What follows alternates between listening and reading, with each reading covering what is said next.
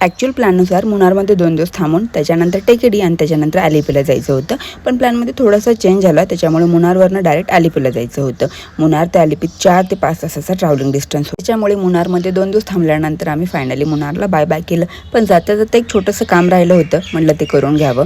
काल करायचं होतं पण खूप लेट झाल्यामुळं आम्ही ते आजवरती ढकललं होतं.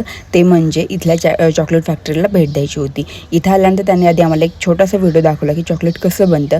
त्याच्यानंतर त्यांनी त्याचं ॲक्च्युअल प्रॅक्टिकल पण करून दाखवलं की चॉकलेट ॲक्च्युअली बनतं कसं. त्यांच्याच फॅक्टरीमध्ये एक छोटंसं शॉप होतं जिथे तुम्ही चॉकलेटची शॉपिंग करू शकता. इथे हर फ्लेवरचे हर टाईपचे चॉकलेट्स होते.